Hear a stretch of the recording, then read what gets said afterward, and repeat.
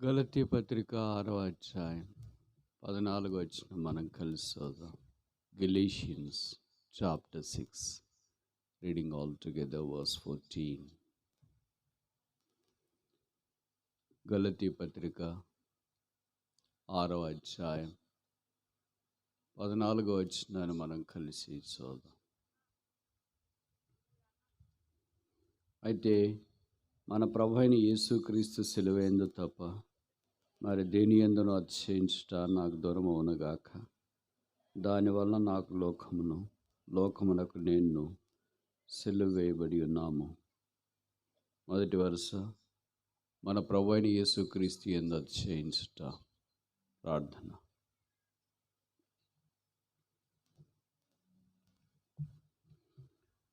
ప్రేమగల తండ్రి, యేసుక్రీస్తు ప్రభువు వారి నామమున మీ సాన్నిధ్యంలో మేము కనపడినట్లు జ్ఞాపకం ఉంచుకొని యెరూషలేము ప్రార్థనా మందిరం వీపాల్యం 45వ వార్షికోత్సవ సందర్భంలో మాకు ఇచ్చిన అవకాశం కొరకు స్తోత్రాలు. నిన్నటి మా అక్కర కొలది మీ పరిచారకులు నిలువబెట్టి వాడుకుంటున్నందుకు స్తోత్రాలు. కొంతమంది రక్షణ కొరకు తీర్మానం చేసుకున్నారు. ఆ తీర్మానంలో వారు నిల్చున్నట్లు సహాయం చేయమని ప్రార్థన చేస్తున్నాము. ఆన్లైన్లో జాయిన్ అయిన వారిని బట్టి స్తోత్రాలు. సమీప దూర ప్రాంతాల నుండి కూడా వచ్చిన మీ ప్రజలను బట్టి వందనాలు చెల్లిస్తున్నాము. వాళ్ళు వారి ఇంటి దగ్గర ఉండి వింటున్న వారిని బట్టి కూడా మీకు స్తోత్రాలు. మీరందరినీ ఎరిగిన దేవుడవు గనక అందరికీ అవసరమైన మీ ధర్మోపదేశం అనుగ్రహించండి. నీ వాక్యము సత్యము, నీ వాక్యం బయలుదేరుడుతోడని వెలుకలుగా ఆజ్ఞాపించండి. నీ వాక్యము చేత మమ్మల్ని పవిత్రపరిచి, నీ వాక్యము చేత మమ్మల్ని తెప్పరిల్లు చేసి, నీ వాక్యము చేత మమ్మల్ని జీవింపచేయమని ప్రార్థన చేస్తున్నాము. ఇంకా రావాల్సిన వారు ఉంటే అధికమైన ఆలస్యం కలుపుకొని వచ్చినట్లు మీరు సహాయం చేయండి. రక్షణ లేని వారికి రక్షణ పొందిన వారికి క్షేమం మేలు కలుగునట్లుగా అనుకూలపరచమని మేము ప్రార్థన చేస్తున్నాము. పాటల ద్వారా ఇచ్చిన సమయాన్ని బట్టి స్తోత్రాలు. వాక్యపు విడుదల కూడా ఆశీర్వాదకరంగా చేయమని ప్రార్థిస్తున్నాం. ఈ స్థలాన్ని ఇచ్చిన శశికుమార్ బ్రదర్ కుటుంబాన్ని బట్టి స్తోత్రాలు. వారిని ఆశీర్వదించి దీవించము. ఎంతోమంది పరిశుద్ధులు ఈ స్థలంలో కాలు మోపారు, చెమట గార్చారు, కన్నీరు గార్చారు, చేతులు ఎత్తారు, ప్రార్థన చేశారు. ఇది పరిశుద్ధ పుణ్యభూమిగా వారికి ఆశీర్వాదకరంగా చేయమని ప్రార్థన చేస్తున్నాము. ఈ వీపాలెం గ్రామాన్ని కూడా మీరు కరుణించి రక్షణ అర్థమైన వెలుగులోనికి వచ్చినట్లు చేయండి. వారికి పాపక్షమాపణ మారు మనసు దయచేసి ఆశీర్వాదంలోనికి తీసుకురండి, ధన్యులుగా చేయండి. వారి పాడి పంట పశువులు పొలాలను దీవించండి. 30 60 100 వారిని ఫలింపచేయండి. వారు వెలుపలికి వెళ్ళినప్పుడు లోపలికి వచ్చినప్పుడు దీవించమని ప్రార్థిస్తున్నా. ఈ గ్రామం చుట్టూ మీ కంచె, మీ భద్రత, మీ కాపుదల అనుగ్రహించమని ప్రార్థిస్తున్నాం. బంధకాల్లో ఉన్న వారిని విడిపించండి. అప్పుల్లో ఉన్న వారికి విడుదల దయచేయండి. అనారోగ్యంతో బాధపడుతున్న వారికి స్వస్థత కలిగించండి. ఏమి చేయాలో దిక్కుదోచుకున్న వారిని కరుణించి సరైన మార్గంలో నడిపించండి. అలాగ మీ ప్రేమ వర్తమానము వారి జీవితాల్లో మార్చున్నట్లుగా మీరు సహాయం చేయండి. యెరూషలేము ప్రార్థన మందిరాన్ని బట్టి స్తోత్రాలు. 45 సంవత్సరాలు మీరు కాపాడి భద్రపరిచినారు. ప్రతి కీడపాయం నుండి తప్పించినారు. ప్రతి ఆపదలో మీరు ఆదుకున్నారు. నీవెంతైనా నమ్మదగిన దేవుడు కనుక స్తోత్రాలు చెల్లిస్తున్నా. అనేక మంది సేవకులు వచ్చి పరిచర్య చేసినారు. ఈ దినాల్లో మీ దాసు సోదరు సాల్మన్ గారి కుటుంబము మీ ప్రజలను సేవించినట్లుగా మిమ్మల్ని కూడా సేవించుట కొరకై యెరూషలేం ప్రార్థనా మందిరంలోనికి తీసుకుని వచ్చినందుకు వందనాలు. ఇక్కడ వారు సేవ చేసే దినాలు ఆశీర్వాదకరంగా మీరు చేయండి. వారికి ఇచ్చిన తలాంతులు కృపావరాలు ప్రజ్వలింప చేయండి. ఎన్నడూ దున్నని బీడభూములు దున్ననట్లుగా చేయండి. కన్నీటితో ఆత్మ సంబంధమైన మందిరమును కట్టునట్లుగా సహాయం చేయమని ప్రార్థన చేస్తున్నాము. పరిచర్లో పాలు పొందుతున్న సంఘ పెద్దలను బట్టి, సంఘమును బట్టి స్తోత్రాలు. వారి కుటుంబాలను కూడా నిండుగా మెండుగా ఆశీర్వదించండి. ఆయా స్థలాల నుండి వచ్చిన సేవకులు, పరిశుద్ధులు, సంఘ పెద్దలను బట్టి వందనాలు. కనబడని విభాగాల్లో పనిచేస్తున్న వారందరిని బట్టి స్తోత్రాలు. వంటగదిలో పనిచేస్తున్న వారికి కూడా సహాయం అనుగ్రహించి కీడు అపాయం నుండి తప్పించమని మేము ప్రార్థిస్తున్నాము. మా రాష్ట్రాన్ని, దేశాన్ని కరుణించండి. ఈ వేసవి కాలంలో జనరల్ ఎలక్షన్కి వెళుతుండగా నీ చిత్తంలో ఉన్న పార్టీలు అధికారంలోనికి వచ్చున్నట్లు, తద్వారా నీ వాక్యం ప్రబలమై వ్యాపించినట్లు, నీ ప్రజలు సుఖముగా సౌఖ్యముగా బ్రతుకున్నట్లు మీ చిత్తంలో ఉన్న ప్రభుత్వాలను మీరు స్థిరపరచమని ప్రార్థన చేస్తున్నాము. రాజ్యము నాదని సెలవిచ్చినారు. రాజులను నేను నియమిస్తా అన్నారు. ప్రభుత్వాలు నావే అని మీ వాక్యములో రాసినారు. యెహోవా, నీ శాశ్వత రాజ్యము ప్రజలందరి మధ్యలో ఆధ్యాత్మికత వెల్లివిరుస్తున్నట్లుగా సహాయం చేయమని ప్రార్థన చేస్తున్నాం. బాధతో ఉన్నవారి గాయాలు కట్టండి. ఏడుస్తున్న వారి కన్నీరు తుడవండి. ఇబ్బందుల్లో ఉన్న వారికి మేలు చేయండి. అలాగూ నీ ప్రజలు నీ రాకడ కొరకు సిద్ధపరచబడినట్లు అనుకూలపరచండి. పరీక్షలు రాస్తున్న పిల్లలను కరుణించి సహాయం చేయండి. రాసిన వారికి మంచి ఫలితాలు దయచేయండి. కొంతమంది పోటీ పరీక్షలు రాస్తున్నారు, వారికి విజయం దయచేయమని ప్రార్థన చేస్తున్నాం. కొంతమంది ఉద్యోగాల కొరకు కనిపెడుతున్నారు, సహాయం చేయండి. కొంతమంది పెళ్ళై వివాహాల కొరకు పెళ్ళై పిల్లల కొరకు ఎదురు చూస్తున్నారు, గర్భఫలాన్ని దయచేయండి. కొంతమంది యవనస్తులు వివాహం కొరకు కనిపెడుతున్నారు, వారికి కూడా మీరు సహాయం చేయండి. కొంతమంది ఉద్యోగస్తులు ట్రాన్స్ఫర్స్ కొరకు, రైతులు పంట పొలాలు దిగుబడి, సరసమైన ధరలు, గిట్టుబాటు ధరలు, ఇలాగ ఎన్నో విషయాల కొరకు ప్రార్థించి కనిపెడుతుండగా నీవు అందరినీ ఎరిగిన దేవుడువు. దేని కాలం అంత చక్కగా నుండనట్లు నియమించిన వాడవు. అన్ని సర్వజీవిల కోరిక మీ గొప్పిలి విప్పి తీర్చే దేవుడవు. మీ ప్రజలకు సహాయం చేసి మేలు చేయాలని ప్రార్థన చేస్తున్నాం. మీరు సమస్తమును బాగుగా చేసే దేవుడు అని, మీ శక్తి అపారమైనదని, మీ సిలువ ఆధ్యాత్మిక ఆశీర్వాదపు అంచుల్లోనికి మమ్మల్ని తోడుకొని వెళుతుందని ఎరుగునట్లుగా మా కళ్ళు తెరవండి. మా హృదయాలు వికసింపచేయనట్లుగా సహాయం చేయండి. నీ వాక్యం ప్రబలమై వ్యాపించినట్లు చేయండి. మీ ప్రజల ప్రార్థన భూమి మీద నిలువబడి వారికి ప్రీతికరమైన పరిచర్య జరిగించినట్లు కృప చూపించమని ప్రార్థన చేస్తున్నాం.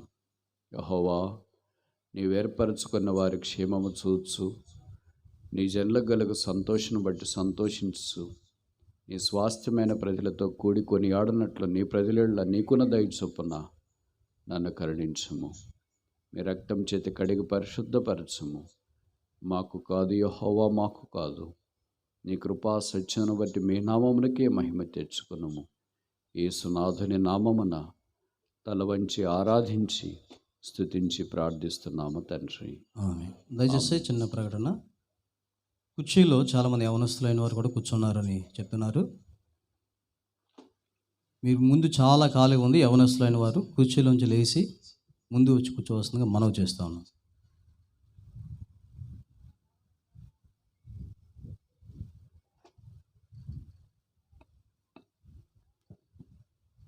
కింద కూర్చోగలము ఒక గంట సేపు అనుకునేవాళ్ళు కింద కూర్చోండి. ఒక గంట సేపు కూడా నేను కింద కూర్చోలేను అనుకుంటే మీ ఇష్టం. సాధారణంగా మన సహవాసంలో కుర్చీలో కూర్చోవడం డిస్కరేజ్ చేస్తాం. కానీ ఇలా పబ్లిక్ మీటింగ్లో కుర్చీలు ఎవరైనా శారీరకంగా బలహీనులు కింద కూర్చోలేని వారు వస్తారని కుర్చీలు వేస్తాం. విచిత్రం ఏంటంటే ఇలాంటి మీటింగ్లో ఎలాంటి వాళ్ళకైనా కుర్చీలో కూర్చోవాలనిపిస్తుంది. వాళ్ళ ఇంట్లో అలాగేం కూర్చోరు, మందిరంలో కూడా అలాగేం కూర్చోరు. ఈ మీటింగ్కి వస్తేనే అలాగ అనిపిస్తుంది. ఎందుకని నేను కొంతమందిని అడిగితే వాళ్ళు ఏం చెప్పారంటే, కింద కూర్చుంటే చిన్నతనం అనిపిస్తుందండి, అందుకే కుర్చీలో కూర్చుంటే. కానీ కింద కూర్చోగలను గంట సేపు అనుకునే వాళ్ళు మీరు కింద కూర్చోండి. ఎందుకంటే ఇంకా చాలామంది వచ్చేవాళ్ళు ఉన్నారు. మీకు తెలుసు కదా, గుంటూరు జిల్లాలో సాంప్రదాయం. అందుకని వచ్చిన వాళ్ళు మరి వాళ్ళు కుర్చీలు లేకపోతే, ముఖ్యంగా పెద్ద వయసు కలిగిన వాళ్ళు కింద కూర్చోవాలంటే ఇబ్బంది పడతారు కనుక మీరు కింద కూర్చోగలిగిన వాళ్ళంతా కింద కూర్చోగలిగితే గంట సేపే. అలా పెద్ద వయసు ఉన్న వారికి మీరు కుర్చీలు ఇచ్చిన వారు అవుతారు. అప్పుడు ఇబ్బంది లేకుండా ఉంటుంది. కనుక అందరు కుర్చీలు వెళ్ళాలంటే వల్ల పడదు. అది మన సహవాస పద్ధతి కూడా కాదు. అది మేము ప్రోత్సహించాం. కనుక ఎవరైనా స్పందిస్తే మా పిలుపుకు మీకు చేతులెత్తి కృతజ్ఞతలు. మేము స్పందించము అనుకున్నా అది మీ ఇష్టం.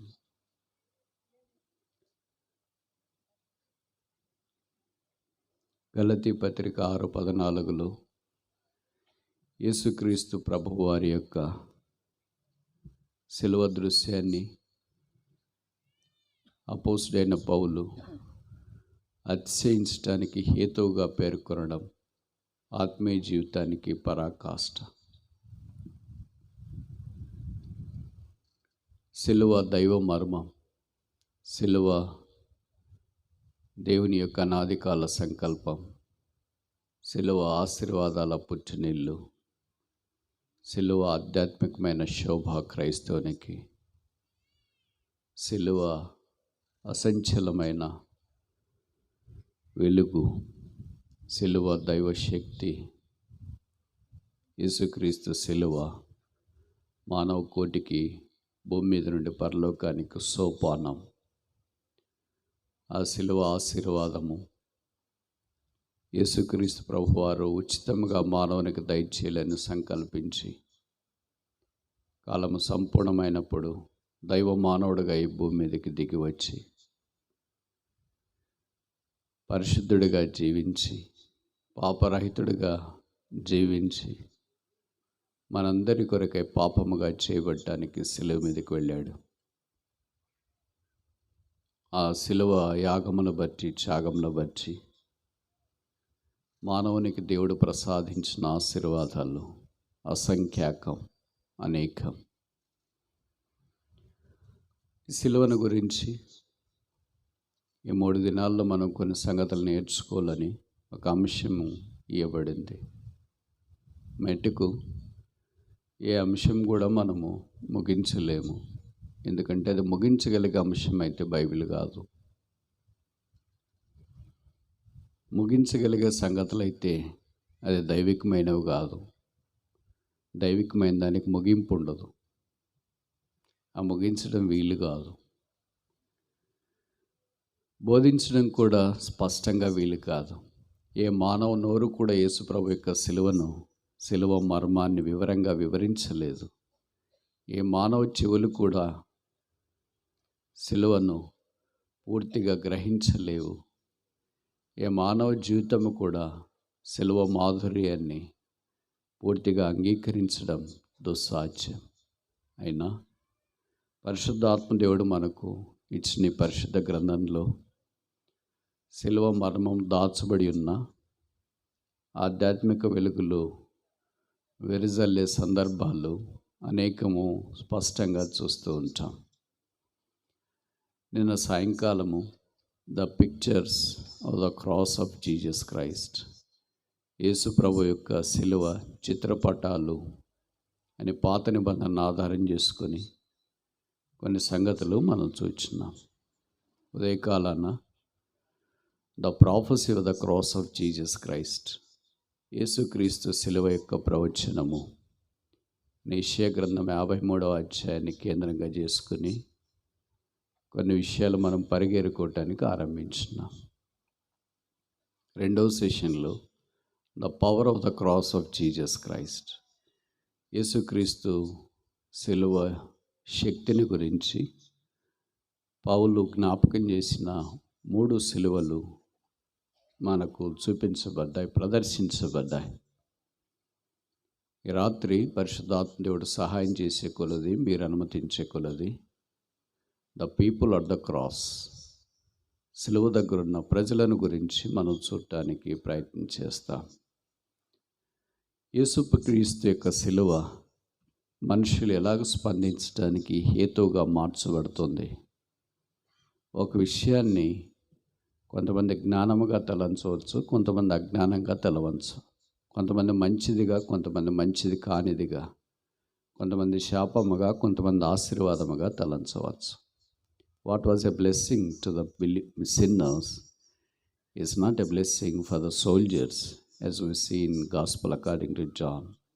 యోహాను సువార్తలో యేసు ప్రభు యొక్క శిలువ దృశ్యాన్ని గురించి మనం చూస్తున్నప్పుడు ఆ శిలువ పాపులకు ఆశీర్వాదంగా ఉంది. అయితే అక్కడున్న రోమా సైనికులకు అదొక సామాన్యమైనదిగా ఉంది. యోహాను సువార్త 19వ అధ్యాయం అనుకుంటా.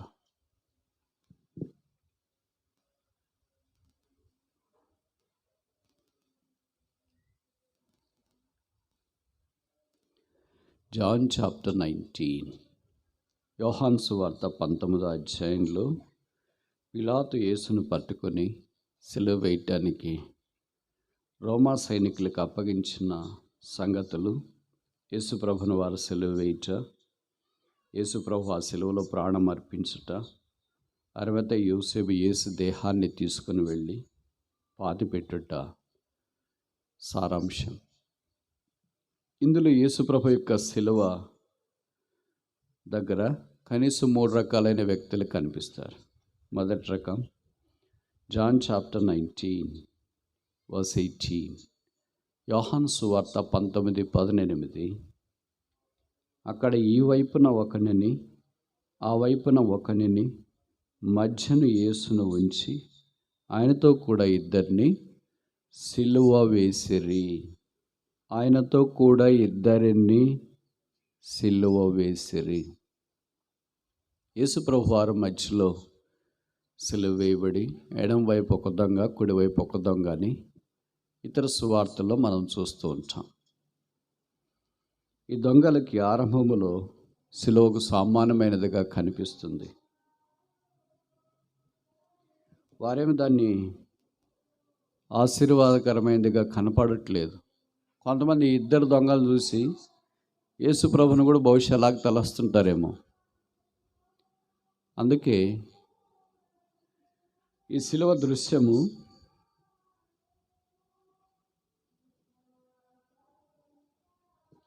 సామాన్యమైన వారికి సామాన్యంగా కనిపిస్తుంది.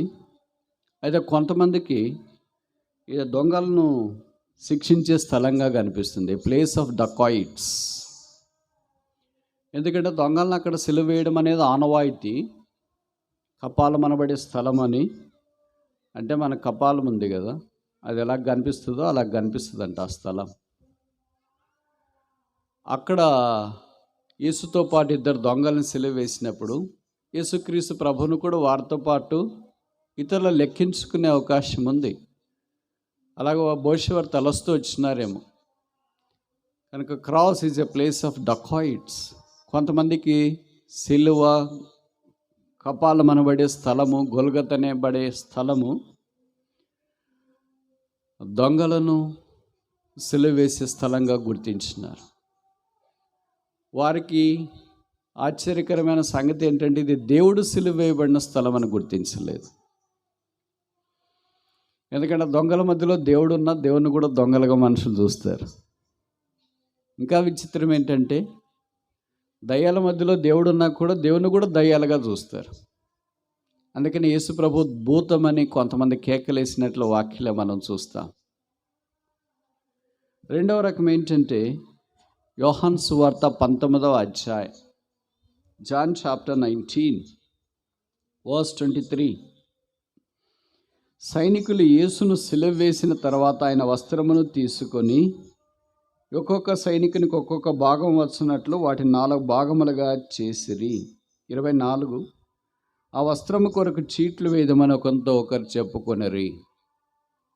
కొంతమందికి అది చీట్లు వేసే స్థలం, ప్లేయింగ్ డైస్. చీట్లు వేస్తే ఎవరికి వస్తే వాళ్ళకి అది, అంటే వారికి అదొక సరదా స్థలం. It's a play ground, not a battle ground for them. వారికి అది యుద్ధభూమి కాదు, ఆటలాడుకునే స్థలం. ఇప్పుడు ఎవరైనా చనిపోయి ఉంటారనుకోండి, లేదా హత్య చేసి ఉంటారనుకోండి, హత్య చేయబడిన వ్యక్తులేమో వచ్చి బాధపడుతుంటారు. మామూలుగా అక్కడ చూసేవాళ్ళకి ఏంటంటే సరదాగా ఉంటుంది. ఇంకా కొంతమందికి ఏమంటే ఇన్ఫర్మేషన్ ఉంటుంది. ఇలాగ రకరకాల మనుషులు కనిపిస్తూ ఉంటారు. యేసు ప్రభు యొక్క సిలువ కొంతమందికి ఎలా కనిపించిందంటే వారి చీట్లు వేసుకునే స్థలంగా కనిపించింది. It's a place of business, వ్యాపార స్థలంగా వారికి కనిపించింది. అది సైనికులకి సాధారణంగా అబ్బురపరిచే దృశ్యం. ఈ 2 రకాలైన ప్రజలే సిలువ దగ్గర ఉంటే బహుశా మనం ఈ సాయంకాలం ఇక్కడికి రావాల్సిన అవసరం లేదనుకుంటా. మనలాంటి కొంతమంది సామాన్యమైన ప్రజలు కూడా ఆ సిలువ దగ్గర ఉన్నారు. ప్రభుకి స్తోత్రాలు. యోహాను సువార్త 19వ అధ్యాయం, జాన్ చాప్టర్ 19 వర్స్ 25. యోహాను 19:25. ఆయన తల్లియు ఆయన తల్లి సహోదరియు క్లోపా భార్య అయిన మరియయు మగ్దలేని మరియయు యేసు సిలువ యొద్ద నిలుచుండిరి. సిలువ యొద్ద నిలిచిన వాళ్ళకి కొంతమంది స్త్రీలు కనిపిస్తున్నారు. తర్వాత కింద వచనంలో యోహాను కూడా ఉన్నట్లు మనం చూడవచ్చు. It's a place of devotion, భక్తి కలిగిన స్థలం, లేదా భక్తులు చేరి వచ్చే స్థలం. కనుక సిలువ మనుషుల్ని 3 భాగాలుగా చేసింది. ఇక్కడ మొదటిది ఏంటంటే ఇట్స్ ఎ ప్లేస్ ఆఫ్ డకాయిట్స్, అది దొంగల భూమిగా కొంతమందికి కనిపించింది. రెండవది it's a place of duty, సైనికుల వలె ఏదో డ్యూటీకి వేసారు కదా, వస్తాం ఉన్నాం కూర్చున్నాం, మన డ్యూటీ అయిపోయేదాకా 8 గంటలు చేసి వెళ్ళిపోదామనే రెండవ గుంపు. మూడవ గుంపు ఏంటంటే ఇట్స్ ప్లేస్ ఆఫ్ డివోషన్, భక్తి కలిగిన వాళ్ళు కొంతమంది చేరి వచ్చినారు. ఇప్పుడు ముందుకెళ్ళక మన ప్రశ్న ఏంటంటే, మనం ఈ 3 రకాల్లో ఏ రకం? మొదటి రకమా, రెండవ రకమా, మూడవ రకమా? అసలు మన రకమే లేదా ఇక్కడ? What is cross for us? Yesu ప్రభు యొక్క సిలువ మనకి ఏంటి? Is it a place of dacoits? Is it a place of duty? Or is it a place of devotion? అదేదో దొంగలు వేలాడదీయబడిన స్థలమా? ఏదో బాధ్యతగా డ్యూటీ చేసే పనా? లేదా అది భక్తి పారివస్యముతో నిండిన పరిశుద్ధ స్థలమా? నిజంగా మనం 3వ గుంపుకు చెందిన వారమైతే, 3వ గుంపు దగ్గర ఉన్న 4 స్త్రీలు, ఒక పురుషుడు యోహాను, 5 మందికి ఆ సిలువ ఏంటో ఈ రాత్రి మనము పరిగెరుకోవటానికి ప్రయత్నం చేస్తాం. అంటే మొదట మనం దొంగల కోవకు చెందిన వారం కాదనుకోవాలా, హైపోథసిస్ ఇది. రెండవది, మనం సైనికుల వల్ల ఏదో డ్యూటీ కొరకు వచ్చినా మనం అనుకోవటానికి వీల్లేదు. మూడవది, మనం భక్తి శ్రద్ధలతో యేసు యొక్క సిలువను ఆశ్రయించినామని అనుకున్నప్పుడు ఈ వ్యక్తులు మనకు తారసపడతారు. మనకు అనుకూలంగా ఈ పేర్లో వరుసను మనం ఆలోచించడానికి ప్రయత్నం చేస్తాం. మొదట యేసు ప్రభు యొక్క తల్లి పేరు లేదా తల్లి అని రాశారు. ఆమెను గురించి మనం తర్వాత చూస్తాం. ఇక్కడ వ్రాయబడిన మగ్దలేని మరియను గురించి మొదట చూస్తాం. మగ్దలేని మరియ, యేసు ప్రభు తల్లి అయిన మరియ. మరియలు కొంతమంది ఉన్నారు. మరియా అనే పేరు అర్థం చాలామందికి తెలియదు అనుకుంటా, అందుకనే చాలామంది ఆ పేరు పెట్టుకోవటానికి ఇష్టపడతారు. అర్థం తెలిస్తే బహుశా పెట్టుకోరేమో. అంటే మరేం చాలా భక్తి పారవస్యం కలిగింది. యేసు ప్రభు వారిని భూమి మీదకి తీసుకుని రావడానికి దేవుడు వాడుకున్న సాధనం కదా, కనుక ఆ పేరు పెట్టుకుంటే మంచిదని పెట్టుకునే వాళ్ళు కూడా ఉన్నారు. మంచి ప్రభు స్తోత్రాలు, పెట్టుకోండి. మరియా అనే పేరు మారా అనే మూల భాషలో నుండి వచ్చింది. మారా అంటే చేదు, బిట్టర్ అని అర్థం. ఇప్పుడు ఎవరైనా చేదు అనే పేరు పెట్టుకుంటారా? సాధారణంగా పెట్టుకోరు. ఈ మగ్దలేని మరియా, ఆమె జీవిత చరిత్ర లూకా సువార్తలో కనిపిస్తుంది. అక్కడ మొదట ఆమెకి 7 దయ్యాలు పట్టాయంట. మామూలుగా ఒక దయ్యం పడితేనే మన ఊర్లో వాళ్ళని భరించలేవు. ఏడు దయ్యాలు పడితే ఇంకెలాగ భరించేది? ఊరంతా ఏకమైన వాళ్ళని ఏం చేయలేరు తెలుసు కదా, మీకు చాలా పవర్ ఉంటుంది వాళ్ళకి. మామూలుగా ఉన్నప్పుడైతే పరిగెత్తలేరు, కానీ దయ్యాలు పట్టినప్పుడు వాళ్ళు వాయువేగంతో పరిగెత్తారు. మామూలుగా ఉన్నప్పుడు మాట్లాడరు, కానీ దయ్యాలు పట్టినప్పుడు ఎంత తీవ్రంగా మాట్లాడతారో చెప్పలేము. మామూలుగా ఉన్నప్పుడు మనం పట్టుకుంటే మనకి దొరకతారు, కానీ దయ్యాలు పట్టినప్పుడు మనందరినీ కూడా కొట్టే రకం. ఆ దయ్యం పట్టినప్పుడు వాళ్ళకి అంత శక్తి ఉంటుంది. ఎక్కడి నుండి వచ్చింది? రోజు చూసే శరీరమే, రోజు చూసే చేతులే, రోజు చూసే మనిషి, రోజు చూసే కాళ్ళే, ఎంత మనం చేతులు పట్టుకున్నా కూడా వదిలించుకొని పోతున్నారేంటి అని అనుకుంటాం. బైబిల్లో రాయబడింది, యేసుప్రభు దినాల్లో ఒక సేన దయ్యం పట్టిన ఉంటే వాడిని ఎవరు సాధు చేయలేకపోయారంట. సాధు చేయలేకపోతే ఎక్కడ ఉన్నాడంటే బట్టలు లేకుండా తను గాయపరుచుకొని ఇతరులు గాయపరుస్తూ ఊర్లో సమాధుల్లో ఉన్నాడంట. యేసుప్రభు అలాంటి వారి దగ్గరికి వచ్చినాడు. ఇదేనా మానవ చేతి భవిష్యత్తు అలాంటి దుస్థితిలోనే ఉందేమో. దయ్యం అంటే ఈ అపవిత్రాత్మే కాకపోవచ్చు, రకరకాల పాపాలనే దయ్యాలు, రకరకాల దయ్యాలు కొంతమందికి పట్టుకొని ఉంటాయి. అది వదలట్లేదు వాళ్ళని.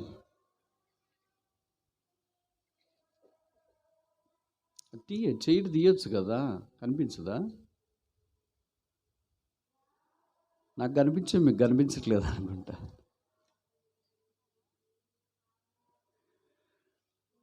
పాపం అనే దయ్యం, అబద్ధం అనే దయ్యం, ద్వేషం అనే దయ్యం, తిరిగిపోతనే దయ్యం. ఇక దయ్యాల పేర్లు గ్రామాల్లో చాలా ఉంటాయి, నాకంటే మీకు బాగా తెలుసు. అవన్నీ పట్టి వాళ్ళని పీడిస్తుంటాయి. వాళ్ళు బయటికి రావాలనుకుంటారు. త్రాగుడనే దయ్యం, దీంట్లో నుండి వాళ్ళు బయటికి రావాలని ప్రయత్నం చేస్తూ ఉంటారు. దాంట్లో నుండి వాళ్ళు బయటికి రావాలని ప్రయత్నం చేస్తుంటారు. The more they try to come out of that, the more they will drench in to it. ఎంత తొందరగా లేదా ఎంత ఎక్కువ బయటికి రావాలని ప్రయత్నం చేస్తారో అంత ఎక్కువగా దానికి వశపరచబడతారు. That is the power of sin. పాపం యొక్క బలం ఏంటంటే మనం ఎంత ఎక్కువగా బయటపడాలనుకుంటామో అంత ఎక్కువగా దానికి వశపరచబడ్డేది సాధారణంగా గమనిస్తూ ఉంటాం. కనుక పాపం ఏమనుకుంటాడంటే, నేను దీంట్లో నుండి బయటపడగలను, నా స్వంత ప్రయత్నం ద్వారా దీంట్లో నుండి నేను బయటపడగలను, అది తాత్కాలికమే. ఒక వారం రోజులు అబద్ధాలు చెప్పుకోకుండా ఉండగలను, తాత్కాలికమే. వారం రోజులు తాక్కుండా ఉండగలను, తాత్కాలికమే. వారం రోజులు ఎవరితో పోట్లాడకుండా ఉండగలను, అది తాత్కాలికమే. ఆ తర్వాత మనిషిలో ఉన్న ఆ పాపపు నైజము బయటికి స్పష్టంగా వెదజల్లబడుతుంది. అప్పుడు మనసు విచక్షణ కోల్పోయిన వాడై పాపపు యొక్క ఊబిలోనికి వెళ్ళడానికి అవకాశం ఉంది. అలాగ దయ్యాలు బట్టి స్వస్థత ఎంత మాత్రము లేని యవనస్తుని దగ్గరికి యేసుప్రభువే వచ్చినాడు. వాడిది ఏ ఊరు? గారి గెరాసీనీల దేశంలో. ఎవడునూ సాధు చేయలేడంట. No man can tame him అని ఇంగ్లీష్లో రాశారు.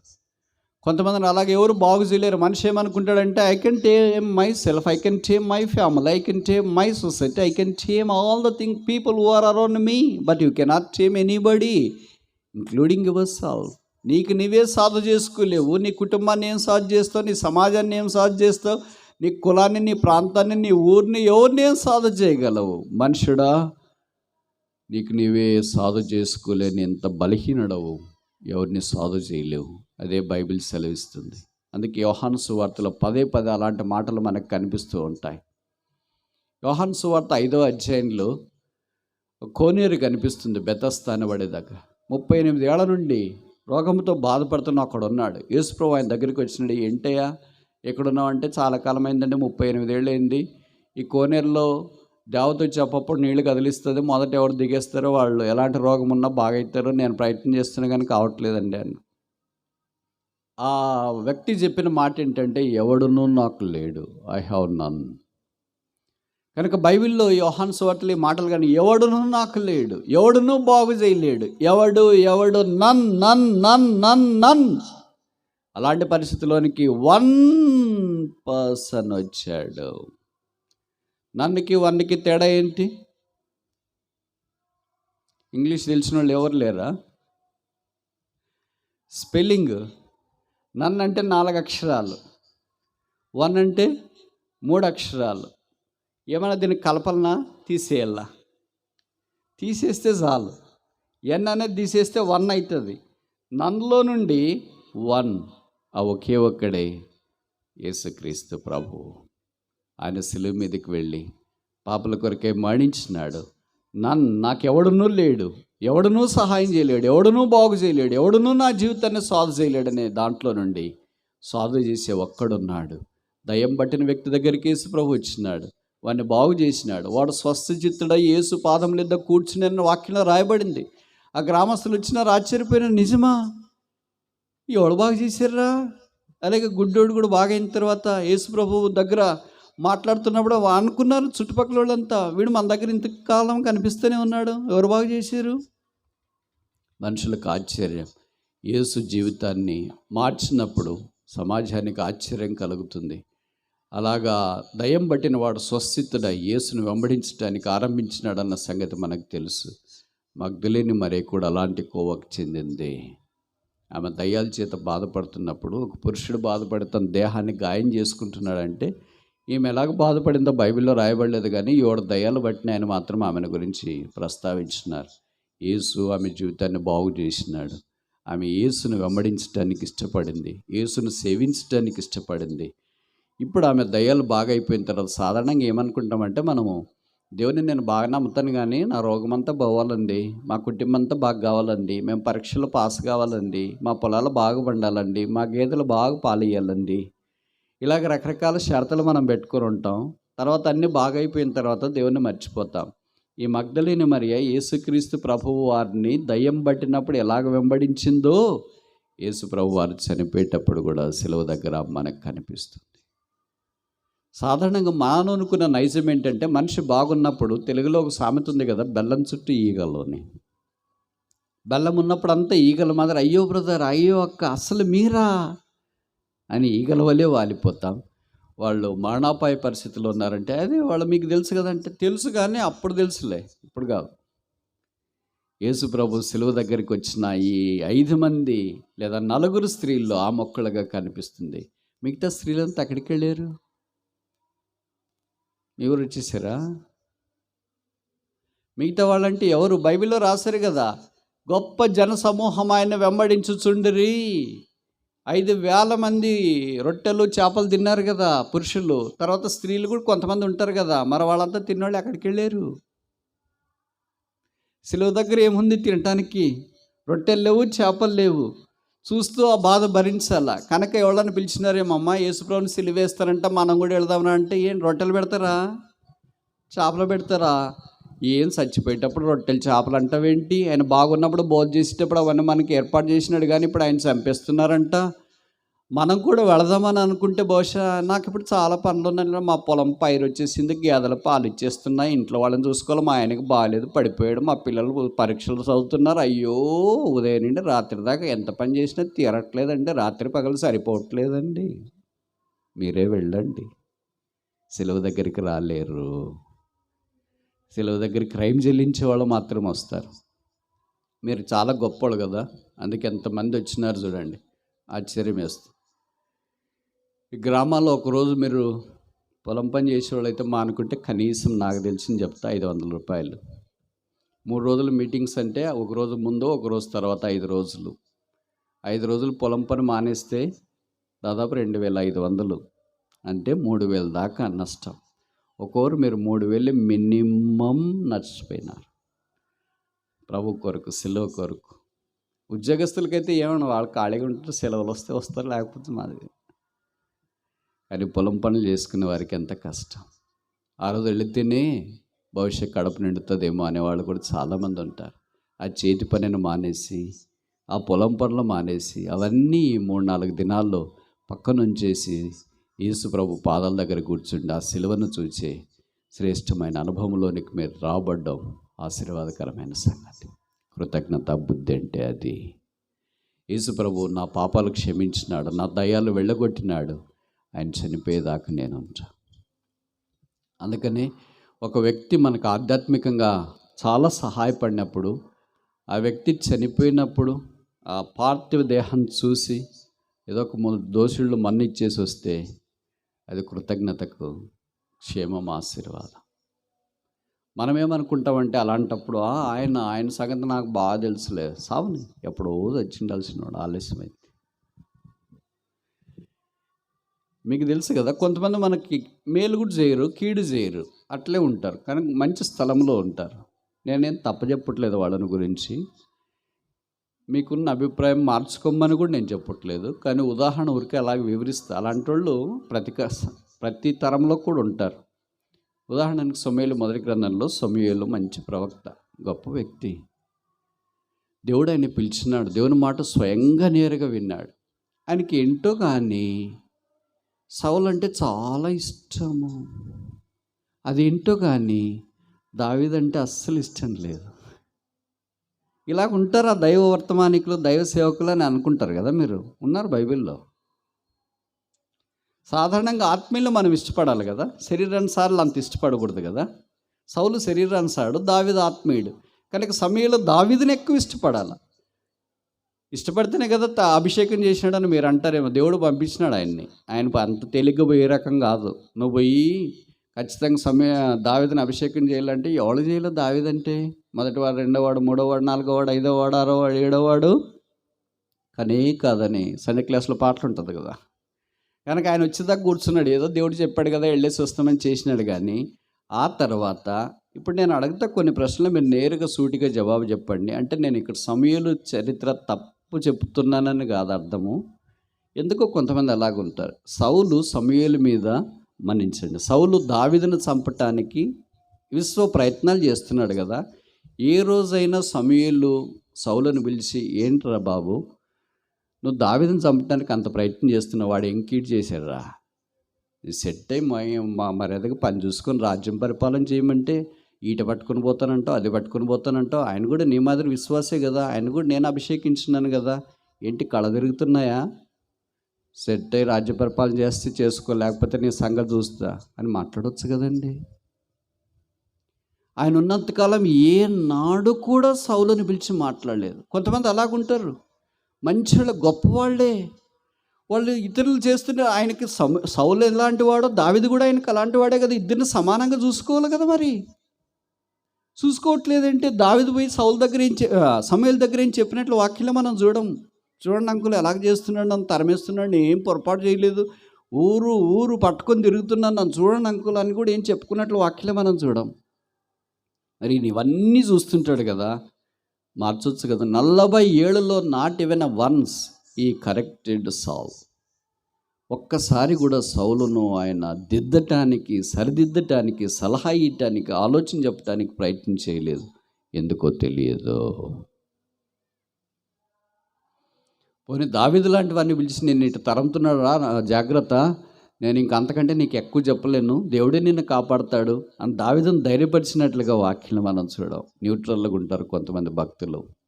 వాళ్ళు ఏమనుకుంటారు, బ్రదర్ వీఆర్ న్యూట్రల్.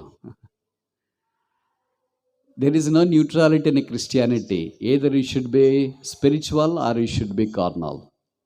నువ్వు ఆత్మీయంగా ఉండాలా, శారీరకంగా ఉండాలా. You can never be a neutral person. నువ్వు ఆత్మీయుడిగా ఉండకుండా, శరీరానుసారంగా ఉండకుండా, మధ్య రకంగా ఉండటానికి ఉండట్లేదు. అలా కుదరదు. నువ్వు ఆత్మీయమైన వాడితో కలిసి దావీదు లాంటి వాడితోనైనా పని చేయాలా, లేకపోతే సౌలు లాంటి వాడితో నుండి అయినా బయటపడాలా. అలా చేయలేకపోయారు. మీకు తెలుసు అనుకుంటే, ఇదంతా నేను కథ ఎందుకు చెప్తానంటే, సమూయేలు ఒక రోజు చనిపోయాడు. సమూయేలు చనిపోయిన తర్వాత ఎవరు భూస్థాపన చేశారు తెలుసా మీకు? ఎవరు చేసింటారని మీరు అనుకుంటారు? ప్రతి వారికి ఇది వస్తుంది కదా. ఏదది? మరణం నిశ్చయం, తథ్యం. అది వచ్చినప్పుడు మరి ఎవరు మన దగ్గరికి వస్తారు? ఎవరు మనకు సహాయం చేస్తారు? ఎవరు మనల్ని భూస్థాపన కార్యక్రమం చేస్తారు? ఎవరు మనకి చేస్తారు? చూడండి, సమూయేలు మొదటి గ్రంథం 25వ అధ్యాయం మొదటి వచనం. 1 Samuel chapter 25 verse 1. 1 సమూయేలు 25:1. సమూయేలు మృతి నొందగా ఇశ్రాయేలీలందరూ కూడుకొని అతడు చనిపోయినని ప్రలాపించు రామాలోనున్న అతని ఇంట నివేశములో అతనికి సమాధి చేసిన తర్వాత దావీదు లేచి పారాను అరణ్యమునకు వెళ్ళాను. ఎవరు చేశారు సమాధి? సౌలు ఏమయ్యాడు? What happen to him? ఏమయ్యాడు? కొన్నిసార్లు అలాగే జరుగుతుంది. మనం ఎవరిని పట్టించుకోమో, మనం ఎవరిని తక్కువ అంచనా వేస్తాం, మనం ఈయనేం లాభం లేదనుకుంటామో వాళ్ళే మనం సమాధి చేసే పరిస్థితి వస్తుంది. మనం ఎవరిని బాగా అనుకుంటాం, అబ్బా ఈ బ్రదర్ సౌలు అని సౌలు వెంట పడుతుంటాము, మరి ఎక్కడికి వెళ్ళాడో తెలియట్లేదు. గొప్పోడే కదా, వచ్చి రాజరిక వైభవంతో సమాధి చేసి ఉండొచ్చు కదా, అలాగే చేయలేకపోయాడు.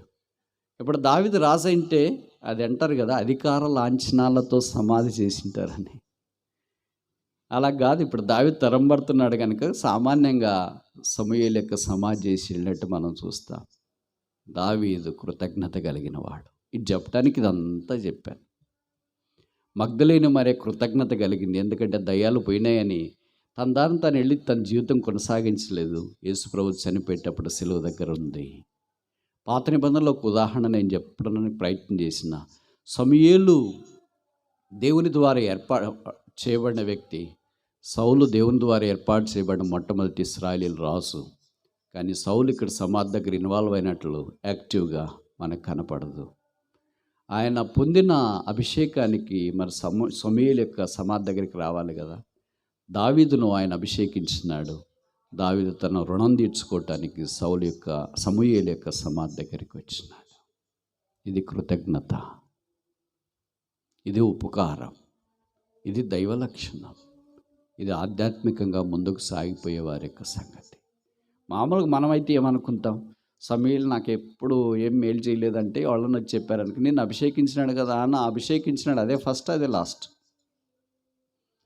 ఈరోజు నేను ఇలా పరుగులు తీస్తున్నాను, మిన్నల్లి వలె కౌజు పిట్టవలే, కాళ్ళకి చెప్పులు లేకుండా అటు ఇటు పోతున్నాను, అదుల్లామ గుహల్లో ఉన్నాను, ఇలా రకరకాల కఠినమైన పరిస్థితుల్లో ఉన్నప్పుడు ఈ రోజైనా పిలిచి ధైర్యంగా ఉండి నేను నీ కొరకు ప్రార్థన చేస్తానని చెప్పినట్లు కానీ, లేదా నేను సౌలుతో మాట్లాడతానని చెప్పినట్లు కానీ ఏం గుర్తులేదేంటి?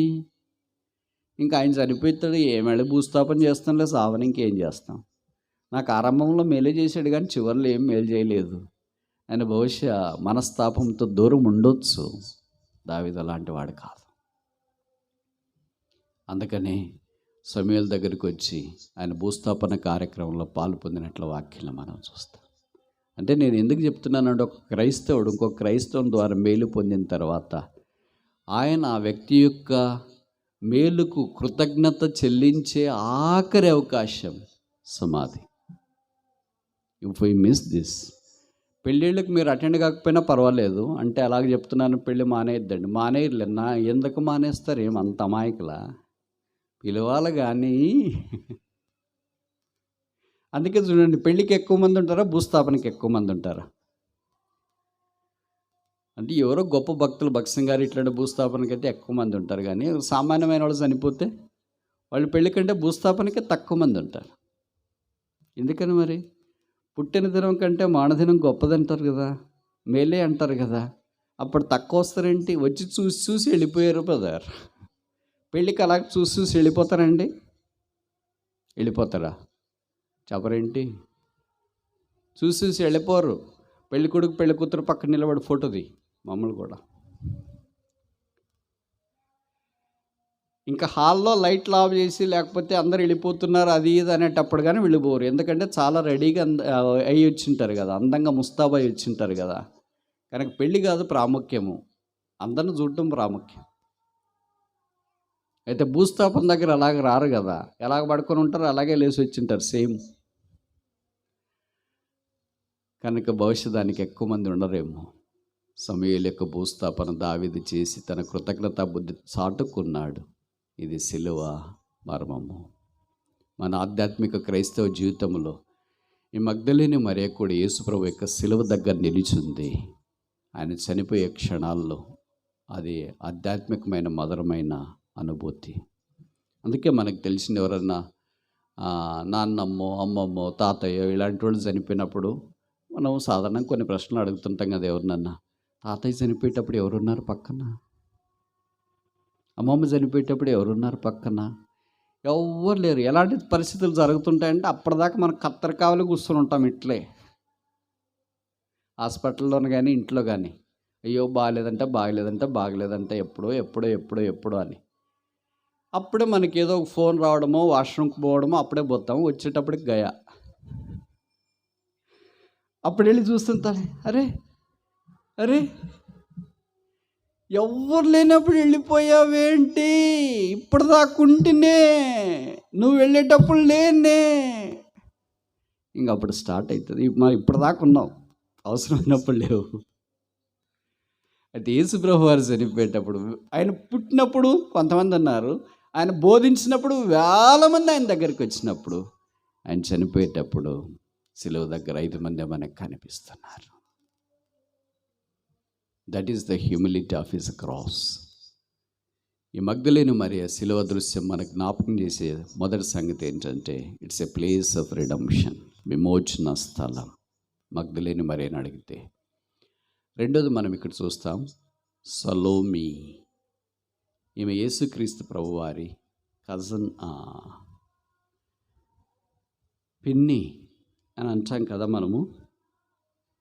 యేసు ప్రభు యొక్క తల్లి ఉంది కదా మరియమ్మ గారు, వాళ్ళు ఇద్దరు అక్క చెల్లెళ్ళు, తోబుట్టు. కానీ యోహాను సువార్త 19వ అధ్యాయంలో ఆమె కూడా సిలువ దగ్గర మనకు కనిపిస్తుంది. ఆ సిలువ దగ్గర కనిపించేవారు ఆధ్యాత్మికమైన ఆశీర్వాదపు అనుభవాన్ని పంచుకున్నట్లుగా ఈ వాక్యం మనకు జ్ఞాపకం చేస్తుంది. యోహాను సువార్త 19వ అధ్యాయంలో 25వ వచనం, ఆయన తల్లి సహోదరి, ఈమె పేరే సలోమి అని మనకు పరిచయం. ఈమెకిది ఎలాంటి స్థలం? ఆమెను చాలా తక్కువగా చూస్తాం మనం యేసుప్రభుతో మాట్లాడిండేది. ఒకసారి వచ్చింది యేసుప్రభు దగ్గరికి, వచ్చేసి యేసుప్రభు అన్నాడు, ఏంటమ్మా వచ్చేసారు అని. ఏం లేదు, ఒక చిన్న కోరికతో వచ్చేసాను. ఏంటో చెప్పేయాను. ఏం లేదు, నా కొడుకు ఒకడు ఎడమ వైపు ఒక కుడి వైపు మితని పాట కూర్చోవాలండి సింహాసనం మీద. అయ్యో, అంత పెద్ద మాట అంటారేంటి? మరి అంత మాత్రం కూర్చోకపోతే ఎలాగా? ఎందుకు వాళ్ళిద్దరు కొడుకుల గురించి ఆమె మాట్లాడుతుంది? యాకోబు యోహానులు కదా. ఎందుకు వాళ్ళని గురించి మాట్లాడుతుంది? ఎందుకు మాట్లాడిందంటే మత్తయి సువార్త అధ్యాయంలో, బహుశా 20వ అధ్యాయం అనుకుంటా, మత్తయి సువార్త 16వ అధ్యాయంలో ఆమె దృష్టిలో పేతురుని డిస్క్వాలిఫై చేసింది. ఎందుకంటే మత్తయి సువార్త 16వ అధ్యాయంలో యేసుప్రభు అన్నాడు, సాతానా నా వెనుకకు పో అని పేతురుని అనేటప్పటికి, ఇంకా ఈమె ఇతరులకు తెలిసింటుంది కదా అన్నారని. అందుకే యేసుప్రభు పేతురుని సాతానా అన్నాడులే, కనుక యేసుప్రభు సింహాసనం కుడి వైపున ఎడమ వైపున వెళ్ళి ఉండే అవకాశం లేదు. ఇంకా నెక్స్ట్ ఎవరు ఉండేది? నా కొడుకులే కదా. కనుక ఒకళ్ళు ఎడమ వైపు కుడి వైపున ఉంటే మంచిదని మంచి లాజిక్తో వచ్చింది ఆమె. కానీ ఆ లాజిక్ నెరవేరలేదు అనుకో. ప్రభు అన్నాడు, నేను తాగే పాత్రలో వాళ్ళు తాగుతారా? తాగేస్తారు. అయ్యో, ఎప్పుడు తాగుతూ ఉంటారు, అదేంటి అలవాటు? అది సరదాగా మాట్లాడుతూ వచ్చింది. ఎంత పిన్ని అయినంత మాత్రాన యేసుప్రభుకి ఏం పక్షపాతం లేదు. ఆ తర్వాత మనకు తెలుసు యేసుప్రభు వెళ్ళిన మార్గం గుండా వాళ్ళకు కూడా వెళ్ళి ఆధ్యాత్మికమైన వారుగా మార్చబడినట్లు వాక్యంలో మనం చూస్తున్నాం. కనుక ఈ స్థలము ఆమె శిలువ దగ్గరికి వచ్చినప్పుడు గుర్తు చేయబడింది ఏంటంటే, ఆధ్యాత్మికమైన బహుమానం ఆమె పొందింది. ఒక తల్లి, మీరు ఊహించండి, నేను చాలాసార్లు అనుకుంటుంటా, ఒక తల్లి ఒక కుమారుని యేసుప్రభుకి ఇయడమే గొప్ప సంగతి. నాకు తెలిసి ఈ తల్లి మాత్రమే 2 కుమారులను ఇచ్చింది. అర్థమైందా? 2 అపోస్తలు అయ్యారు, 2 గొప్పవాళ్ళు అయ్యారు, 2 ఉరిమిడివారు అని పేరు వచ్చింది. 2 వాళ్ళు ఎక్కడికి వెళ్ళినా ప్రభు కొరకు బలమైన సాక్షులు అయ్యారు. అలాంటి 2 కొడుకులు ఉంటే ఎంత బాగుండు. మనకు కూడా ఉన్నారు, చెప్తారు. మాకు ఎంతమంది కొడుకులు? 5 మంది బ్రదర్. ఏమేమి చేస్తున్నారు? ఒకరు ఎయిర్ ఫోర్స్లో పనిచేస్తున్నారు, అంటే వీధుల వెంబడి తిరుగుతుంటారు. ఒకరు గాలికి తిరుగుతున్నారు. ఇలాగ ఉండేవాళ్ళు ఉంటారేమో, కానీ యేసుక్రీస్తు ప్రభువును యోహాను యాకోబు వలె సేవించేవారైతే ఎంత బాగుండ్రు.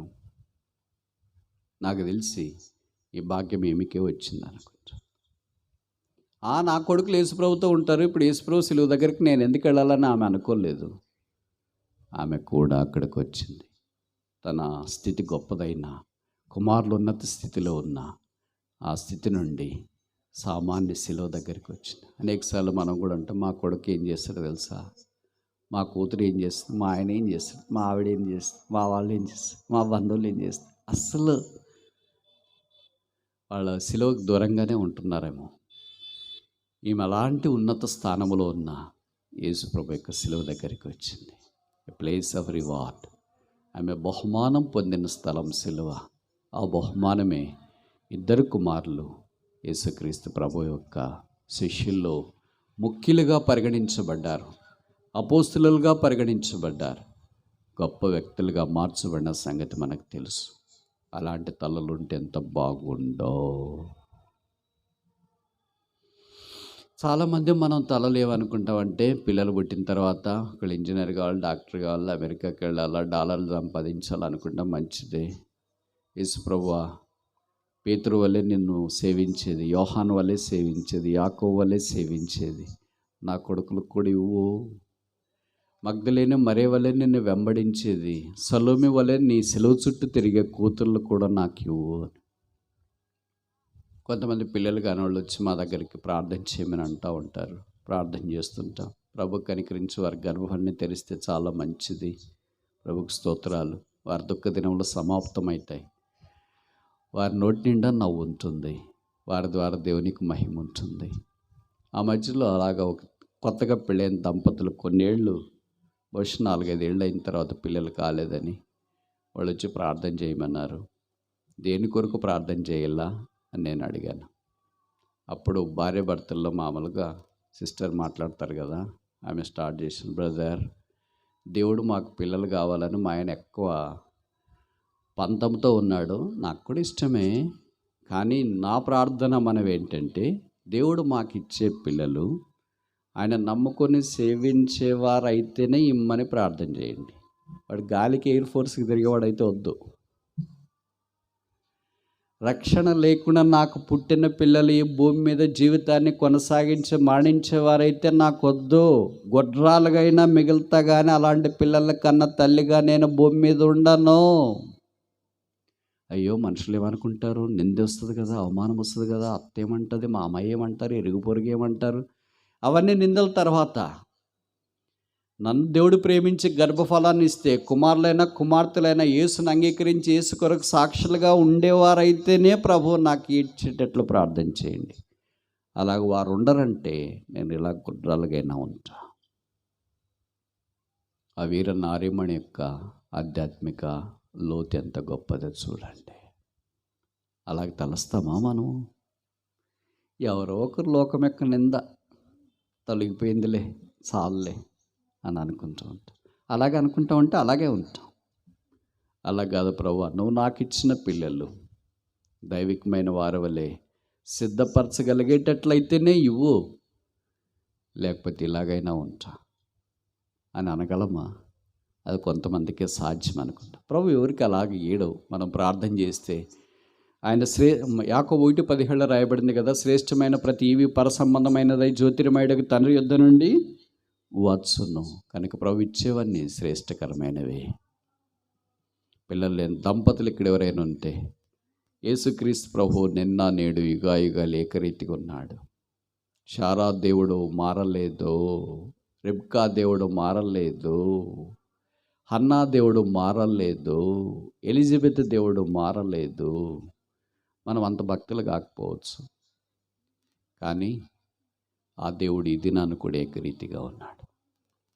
మీకు తెలుసు కదా, పిల్లలు లేని తల్లులు బైబిల్ ఎంతమంది ఉన్నారు? గొడ్రాండ్రు.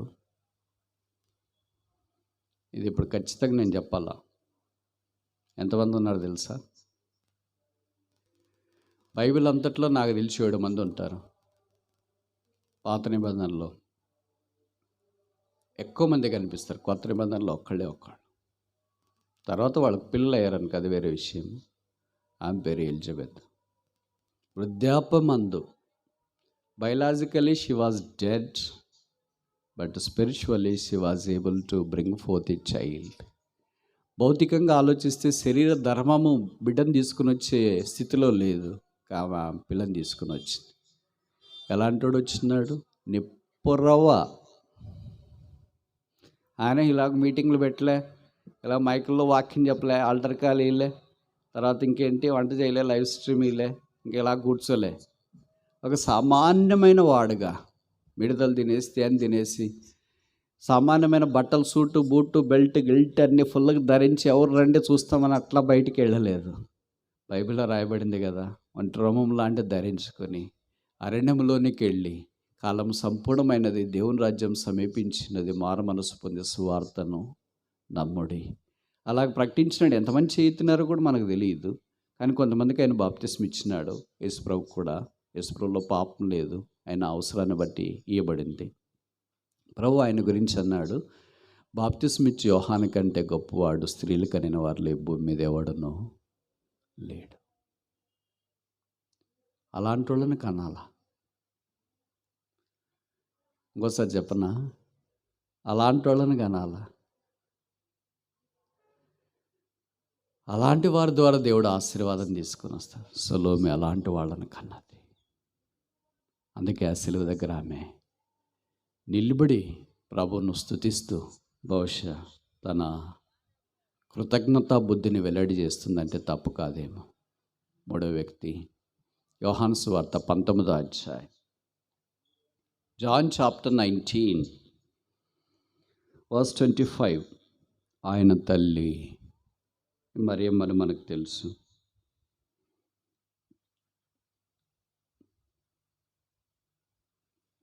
ఆయన తల్లి. నేను కొన్ని ప్రశ్నలు అడుగుతా, జవాబు చెప్పండి. టైం అయిపోయింది. యేసు ప్రభు భూమి మీద ఉన్నంతకాలం 33.5 సంవత్సరాలు యేసు ప్రభుని గురించి ఆమె చూస్తుంది, మాట్లాడుతుంది. ఆమె ఎన్నిసార్లు మాట్లాడింది, ఎన్ని ప్రసంగాలు చేసింది, ఎన్ని మాటలు మాట్లాడింది? వ్రాయబడినవన్నీ ఇప్పుడు నేను చెప్తా. అంటే మీరు ఏమనుకోరంటే చెప్తా. సిస్టర్స్ అంటే నాకు వల్లమాలిన అభిమానం. అసలు సిలువ అంటే వాళ్ళే. అందుకే 4 సిస్టర్స్ ఉన్నారు. బ్రదర్స్ ఎవరో యోహానా కూడా ఉన్నాడు అనుకో కింద వచ్చిన, లేకపోతే అసలు మనకి ఇక్కడ స్థానమే లేదు. మనం కూడా మైకిల్ గిక్కలు అన్నీ తీసుకుని లైవ్ స్ట్రీమ్లు తీసుకుని వెళ్ళిపోవాల్సింది. యాక్చువల్గా సిలువ అనేది కఠినమైన స్థలం కదా, ఇబ్బంది కదా. అక్కడ ఎక్కువ మంది పురుషులు ఉండాలి కదా, ఎవరో ఒకళ్ళు ఇద్దరు శిష్యులు సిస్టర్స్ ఉండాలి కదా. భయపడే స్థలం కదా. సిలువ వేసే స్థలం అంటేనే భయపడే స్థలము, దొంగలు ఉండే స్థలము, అది కపాలం అనబడే స్థలము. అందుకే సమాధులతో మీరు కూడా చాలామంది చూస్తుంటారు కదా, సమాధి దగ్గరికి వెళ్ళేటప్పుడు బ్రదర్స్ ఎక్కువ మంది వెళ్తుంటారు కానీ సిస్టర్స్ తక్కువ మంది ఉంటారు. వాళ్ళు ఉండేదంతా ఇంటి దగ్గరే శవం మోయేదాకా ఉంటారు. అప్పటిదాకా ఏడ్చేవి, బాధపడేవి అన్నీ చేస్తారు. ఇంక తీసుకొని వెళ్ళిన తర్వాత చాలా తక్కువ మంది సమాధి దగ్గరికి వస్తారు. కానీ ఇక్కడ యేసుప్రభు శిలువ దగ్గర వాళ్ళ 4 ఉన్నారు, ఒకే ఒక బ్రదర్ ఉన్నాడు. ఆయన కూడా లేకపోతే ఈ దినాన మాకు బహుశా సాక్ష్యమే ఉండేది కాదేమో. ఇప్పుడు విచిత్రమైన సంగతి ఏంటంటే, దేవుడు కరుణించి కన్య అయిన మరియ ద్వారా ఈ భూమి దగ్గర రావాలని యేసుక్రీస్తును పంపాడు. ఆమె ఎన్ని మాటలు మాట్లాడింటుంది అనుకుంటారు 33.5 సంవత్సరాల్లో? మామూలుగా మనం నోరు తెరిస్తే ఆగము, ఆగితే నోరు తెరవము. ఇప్పుడు కొన్ని ప్రశ్నలు అడుగుతాను చెప్పాను కదా. బ్రదర్స్ రోజుకి ఎన్ని మాటలు మాట్లాడతారు యావరేజ్? నెక్స్ట్ క్వశ్చన్, సిస్టర్స్ రోజుకి యావరేజ్ ఎన్ని మాటలు మాట్లాడతారు? ఇంకొక క్వశ్చన్, వీళ్ళిద్దరిలో ఎవరు యావరేజ్ ఎక్కువ మాట్లాడతారు రోజుకి? ఇదన్నా చెప్పండి. పెళ్ళి అయిందా మీకు? అనుభవంతో చెప్తున్నారు వాళ్ళు, నాకేం అనుభవం లేదనుకో. నేను ఎక్స్పెరిమెంటల్గా చెప్పట్లేదు, థియరటికల్గా చెప్తున్నా. బ్రదర్స్ అంట రోజుకి 24 గంటల్లో యావరేజ్ సరాసరి 10,000 మాటలు మాట్లాడతారంట. ఇప్పుడు చెప్పండి సిస్టర్స్ ఎన్ని మాట్లాడు? ఎంత? 1,00,000. మీరు రాసుకోండి, రేపటి నుంచి ట్రై చేయండి. తక్కువైతే అడగండి నన్ను ఇంకోసారి వచ్చినప్పుడు. ఉదయం లేచినప్పటి నుండి రాత్రి పడుకునే లోగా 1,00,000 మాటలు మాట్లాడతారంటే యావరేజ్. చూడండి దేవుడు వాళ్ళకి ఎంత శక్తి ఇచ్చినాడో. నోరు కృపావరం. 1,00,000 మాటలు మాట్లాడితే ఏమన్నా అయిపోతుంది మన నోరు అని మనం బాధపడుతూ ఉంటాం. అందుకే వీలైనంత దాకా తక్కువ మాట్లాడతాం.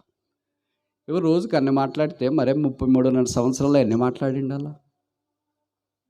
ఎన్నిసార్లు మాట్లాడిందో తెలుసా? ఆమె మాట్లాడినవి రాయబడిన బైబిల్ ఎన్నిసార్లు ఉన్నాయో తెలుసా? అంటే తక్కువ మాట్లాడింది, ఎక్కువ జీవించింది. భగత్ సింగ్ గారికి వేరే పరిచారకులకున్న తేడా ఏంటంటే ఇదే. Brother Bhagat Singh spoke less, showcased Christ more. Bhagat Singh గారు చాలా తక్కువ బోధించినాడు, తక్కువ వాక్యాలు చెప్పినాడు, ఎక్కువ క్రీస్తును తన జీవితంలో చూపించాడు. మిగతా మాలాంటి బోధకులు, తర్వాత బోధకులు ఏంటంటే దే స్పీక్ మోర్, ఎక్కువ వాక్యం చెప్తారు, ప్రభుని చూపించి చాలా చాలా తక్కువ, విషయం అంతా పరిమాణం అంతా. అందుకని ఇలాగుంటుంది పరిచర్య. ఆయన ఇదే బైబిల్ పట్టుకున్నాడు, ఆయన ఇదే భూమి మీద సంచరించినాడు, ఆయన కూడా ఇలాంటి ప్రజల మధ్యలోనే జీవించినాడు. ఇంకా మనకుండే ఇప్పుడు అధునాతనమైన సౌకర్యాలు ఆయన దినాల్లో లేవు. అప్పుడు కార్ లగ్జరీ అంబాసిడర్, ఇప్పుడు కార్లు అసలు అగ్గిపెట్టెల మాదిరి ఉంటాయి. ఆయన దినాల్లో ఈ టెక్నాలజీ లేదు, లైవ్ స్ట్రీమింగ్ ఇవన్నీ. మన దినాల్లో ఎన్ని ఉన్నాయి. క్రైస్తవం యొక్క ప్రదర్శన, సిలువ యొక్క ప్రదర్శన తక్కువ. The showcasing of the cross of Christ is minimal. ఆయన జీవితంలో showcasing the cross of Jesus Christ is maximum. అందుకని ఆయన వాక్యంలో కూడా ఎక్కువ అనుభవాలు చెప్పేవాడు, అనుభవాలు. ఇప్పుడు మేము చెప్పలేకపోతున్నాం. కొంతమంది దిగొచ్చిన తర్వాత అడుగుతుంటారు, బ్రదర్ కొన్ని అనుభవాలు చెప్పొచ్చు కదంటే, ఉంటే కదా చెప్పేది. మరి ఆయన చెప్తున్నాడంటే ఆయనకి ప్రతి నిమిషం అవే అనుభవాలే. అక్కడికి వెళ్ళాను, ఒకరికి రక్షణ సువార్త చెప్తే రక్షణ పొందినారు, ఇక్కడికి వెళ్ళాను వాళ్ళ దయాలు పోయినాయి, ఇక్కడికి వెళ్ళాము అక్కడ కుటుంబం రక్షణ పొందింది. ఆయన జీవితం అంతా అలాగ ప్రభుత్వం అంత లైవ్లీ రిలేషన్షిప్ ఉంది కనుక దేవుడు అద్భుతాలు చేసినాడు. ఆయనకి ఇచ్చిన వాగ్దానం అదే కదా, నిర్గమకాండం 34:10, ఐ విల్ డూ మార్వల్స్, నేను మీ మధ్య అద్భుతాలు చేస్తాను. అలాగ అద్భుతాలు చేశాడు ఆయన జీవితంలో, ఆయన ప్రార్థనను బట్టి, విశ్వాసాన్ని బట్టి, విధేయతను బట్టి. కనుక ఆయన వాక్యములో దేవుడు తన జీవితంలో చేసినవన్నీ చెప్పేవాడు. అందుకే ప్రజలు దేవుని యందు విశ్వాసం ఉంచినారు, ఆయన కూడా నమ్మారు. ఇప్పుడు మేము చెప్తుంటే దేవుని నమ్మట్లేదు, మమ్మల్ని అసలే నమ్మట్లేదు. ఇంకా వాళ్ళు ఏమంటారు తెలుసా, మీకింటే బాగా వాక్యం మాకు తెలుసులేదు, మీకింటే ఎక్కువ పాయింట్లు చెప్తాంలే, ఇంకా మేము మీకింటే ఎక్కువ రెఫరెన్సులు చెప్తాంలే. ఇది ఉంది కానీ మాకింటే ఎక్కువ క్రీస్తుని మీరు ఇతరులకు ప్రదర్శించగలరా? Can you showcase Christ more than us? That is important. అందుకే పౌలు గలతీ 3లో అదే కదా అనింది, క్రీస్తు సిలువ వేయబడినట్లుగా ప్రదర్శించబడిన కదా. Showcasing Christ is the ultimate. నేను ఈ మాట చెప్పి ముగించడానికి ప్రయత్నిస్తా. చూడండి, మనం క్రైస్తవులము, క్రైస్తవేతరులు కూడా ఉన్నారు, వాళ్ళు కూడా గుడికి పోతారు, దినాలు వేరే, వాళ్ళు కూడా భక్తితో ఉంటారు, వారి భక్తి వేరే, వారు కూడా రకరకాల వారికి శ్రేష్టమైనది లేదా పావనమైనవి వారు కూడా బోధిస్తారు, వింటారు. మనం కూడా గుడికి వస్తాము, మనం బైబిల్ పట్టుకుంటాం, బోధిస్తాం, వింటాం. వాళ్ళకి మనకి తేడా ఏంటి చెప్పండి? Same to same. ఒకటి తేడా, షోకేసింగ్ క్రైస్ట్, సిలువ వేయబడిన క్రీస్తును ప్రదర్శించట. If that is not there, we are no good to anybody else. అదే మన జీవితంలో లేకపోతే మనము ఇతరుల కంటే ఏమి ఆశీర్వాదకరమైన వారం కాదు. మరి అమ్మ యేసును అలాగ చూపించింది. ఎంత తక్కువ మాట్లాడిందో తెలుసా? ఆమె మాట్లాడిన మాటలు బైబిల్లో వ్రాయబడినవన్నీ. 33.5 సంవత్సరాలు యేసు ప్రభు దగ్గర ఉంటే, యేసు ప్రభు ఆమె కలిసి ఉంటే ఎన్ని మాటలు రాసింటారు చెప్పండి? మనం ఎన్ని మాట్లాడతాం, మనం ఎన్ని రాస్తారు? కానీ ఆమె చాలా తక్కువగా రాసినారు. ఎందుకంటే ఆమె జీవితం యేసును చూపించింది. ఇప్పుడు 3 వ్యక్తుల గురించి మనం చూసినాం. మొదటిది మగ్దలేని మరియా, ఏ ప్లేస్ ఆఫ్ రిడమ్షన్, విమోచన భూమి. రెండవది సలోమి, ఏ ప్లేస్ ఆఫ్ రివార్డ్, బహుమానం పొందిన స్థలం. మూడవది యేసు తల్లి అయిన మరియా, ఏ ప్లేస్ ఆఫ్ రెస్పాన్సిబిలిటీ. అమ్మా ఇదిగో నీ కుమారుడు. యేసు ప్రభు శిలువ మీద ఉన్నప్పుడు కూడా తన తల్లిని మర్చిపోలేదు. మనం ఉద్యోగాలు చేసేటప్పుడే మర్చిపోతాం. శిలువ మీదకి పోతే గుర్తొస్తుందండి. ఇప్పుడు ఎవరైనా అలాగే చెప్పారనుకో, ఏంటంటే మీ నాన్నగారు అమ్మ, అయ్యో మా కష్టాలు మాకు మస్తుగా ఉన్నాయి బ్రదర్. ఏమున్నాయి? అయ్యి ఏం చెప్తాములేండి. ఎందుకు ఎక్కువ కష్టాలైనా చెప్పనా? మీరు మర్చిపోవలసినవి మర్చిపోవట్లేదు, మర్చిపోకూడనే మర్చిపోతున్నారు.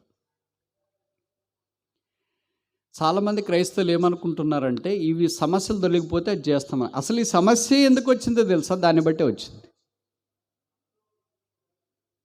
తల్లిదండ్రులు సన్మానించకపోవటాన్ని బట్టి సమస్యలన్నీ వచ్చినాయేమో.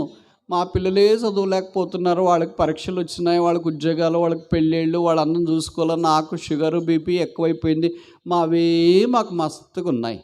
ఇంకా తల్లిదండ్రులు చూసాక ఎక్కడ టైం ఉందండి అని. ఎందుకు మీకు మస్తుగా అయినాయి అంటే వీళ్ళని చూడట్లేదు కనుక. అర్థమైతే నేను చెప్పే మాటలు? ఈ లాజిక్ మిస్ అవుతున్నది, సింపుల్ లాజిక్. యేసుప్రభు వారు సిలువ మీద ఉన్నప్పుడు కూడా తన తల్లిని మర్చిపోలేదు. ఇంక నా కష్టాలే నాకు మస్తుగా అయిపోయినది. తల మీద ముళ్ళ కిరీటం పెట్టారు, ముఖం మీద ఉమ్మేశారు, చేతుల్లో మేకలు కొట్టారు, దేహం అంతా కోడాలతో ఉంది, పక్కల బల్లెంతో పొడి వచ్చినారు. మా అమ్మ ఎక్కడుంది? ఎవళ్ళని ఇలాగ తలస్తారండి అమ్మని గురించి? ఒకే ఒక్కడే, పేరు యేసుక్రీస్తు ప్రభు. ఈ తల్లిదండ్రులను సన్మానించు. మానవ దాకా ఆయన సన్మానించినాడు. అందుకే అమ్మా ఇదిగో నీ కుమారుడు. యోహానుకు బాధ్యతలు అప్పగించినాడు, ప్లేస్ ఆఫ్ రెస్పాన్సిబిలిటీ. ఇది నన్ను క్రైస్తవి ఇవన్నీ మర్చిపోయింది. ఇప్పటికే బైబిల్ పట్టుకున్నారు, ఆదివారం వస్తున్నారు, అసలు ఓ యేసు నీ ప్రేమ. సైతం అన్నాడు, అబ్బా ఎంత సూటబుల్ రా నువ్వు నాకు.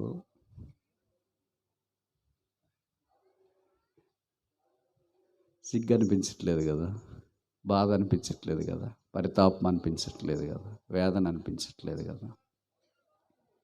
యేసు ప్రభు సిలువ దగ్గర ఉన్నవారు ఆధ్యాత్మికమైన ఆశీర్వాదం వారు పొందినారు. తర్వాత ప్రభువు వారికి ప్రత్యక్షమై తను కనపరుచుకున్నాడు. వారు అశేషమైన గొప్ప భాగ్యంలోనికి తీసుకురాబడ్డారు. యేసు ప్రభు తల్లి, ఇప్పుడు సమయం అయిపోయింది, ఆమె యొక్క చారిత్రాత్మకమైన ఘట్టం సమాధి ఎక్కడుందో తెలుసా? ఎప్పుడన్నా మీకు అనిపించిందా? యేసుక్రీస్తు ప్రభు యొక్క సమాధి ఎక్కడుందో తెలుసు, కానీ వాళ్ళమ్మ సమాధి ఎక్కడుందో తెలియదు. వాళ్ళమ్మ సమాధి ఎక్కడుందో తెలిస్తే మన బ్రదర్స్ వేరే వాళ్ళు కొంతమంది ఉన్నారు కదా, వాళ్ళదన్న పెద్ద పుణ్యక్షేత్రం చేసేస్తారు. అందుకనే దేవుడు తెలియకుండా బహుశా మర్మంగా పెట్టాడేమో. యేసు ప్రభు సమాధి తెలిసినా కూడా వాళ్ళేం దాన్ని పుణ్యక్షేత్రం చేయరు. ఎందుకంటే అది మామూలు అనుకుంటారు. వాళ్ళకి కావాల్సింది అమ్మ, అయ్య కాదు. అందుకనే ఆమె ఎక్కడ చనిపోయిందో మర్మం ఇప్పటిదాకా తెలియదు. ఆమె సమాధి ఎక్కడుందో తెలియదు. ఆమె ఎఫెసీ పట్టణంలో యోహాన్ దగ్గర, ఆయన యోహాన్ భక్తుడని కాపుదల్లో ఉండి పరిచయలో పాలు పొందుతూ వచ్చింది. తర్వాత అల్లంత దూరాన ఎఫెసీ పట్టణం టర్కీలో ఉంటుంది. చూడటానికి అవకాశం దేవుడు నాకు ఇచ్చినాడు. 2006 అనుకుంటా వెళ్ళాను, చూశాను. ఇదొక పెద్ద కథ, ఇప్పుడు ఆ కథ చెప్పడానికి టైం లేదు. కానీ భూమి మీదకి లోకరక్షకుని తీసుకొని వచ్చిన ఒక స్త్రీ ఈ భూమి మీద తన యొక్క కర్తవ్యాన్ని నెరవేర్చింది. ఇది నన్ను మన కర్తవ్యం ఏంటి? What is our responsibility at the cross? సిలువ దగ్గరికి వచ్చిన తర్వాత సిలువను చూసి ఏడ్చేసి కన్నీళ్ళు దులుపుకొని ఇంకెళ్ళిపోదామని వెళ్ళిపోయేదేనా, లేదా క్రీస్తు కొరకు సాక్షులుగా జీవించేదన్నా? ముగించక మునిపై ముగ్గురులో మనం ఏ రకం? మగ్ధులేని మరే వలె విమోచన పొంది కృతజ్ఞతతో సిలువ దగ్గరికి వచ్చి నిలబడిన రకమా? రెండవది సొలొమోను వలె యేసు ప్రభు దగ్గరికి వచ్చి మన అక్కర్లు చెప్పుకొని కృతజ్ఞతా బుద్ధితో ఆయన దగ్గరికి వచ్చి నిలబడ్డ రకమా? మూడవది ఆయన తల్లి అయిన మరే వలె ఆ సిలువ దగ్గరికి వచ్చి కుమారుని బాధ చూస్తూ ఆ బాధ్యత కొనసాగించడానికి పురమాయించబడిన స్త్రీ వలె ఉండడం మన భాగ్యమా? ఏమంటారు? ఇంకా యేసుని ఎరగకుండా ఉంటే, పాపక్షమాపణ మారు మనసు పొందకుండా ఉంటే ఈ సిలువ దగ్గరికి వచ్చిన మీరు నిలబడలేరు. అందుకనే సిలువ దేవుని యొక్క మర్మం. యేసు మానవుని ప్రేమించి భూమి మీదకి దిగి వచ్చి సిలువ మీదకి వెళ్ళి తల మీద ముళ్ళ కిరీటం, ముఖం మీద ఉమ్మి, చేతుల్లో మేకులు, దేహం అంతా కోడ దెబ్బలు, ప్రక్కలో బల్యముతో పోటు చనిపోయి సమాధి చేయబడి తిరిగి లేపబడి పరలోక స్థలములో ఆసీనుడై ఉన్నాడు. బైబిల్ సెలవిస్తుంది, యేసు రక్తం ప్రతి పాపం నుండి మనల్ని కడిగి పవిత్రులుగా చేస్తుంది. యేసును అంగీకరించు, పరిశుద్ధులుగా మార్చబడతారు, పరలోక రాజ్యంలో ప్రవేశిస్తారు. ప్రార్థన. ఎవరైనా ఆన్లైన్లో జాయిన్ అయిన వారు రక్షణ పొందకుండా ఉంటే, ఇక్కడికి వచ్చిన వారు ఎవరైనా ఇంకా రక్షణ పొందకుండా ఉంటే, ఈ రాత్రి యేసు యొక్క శిలువ దగ్గర నేను నిలబడాలని కోరుతున్నాను. Let it be A place of my redemption.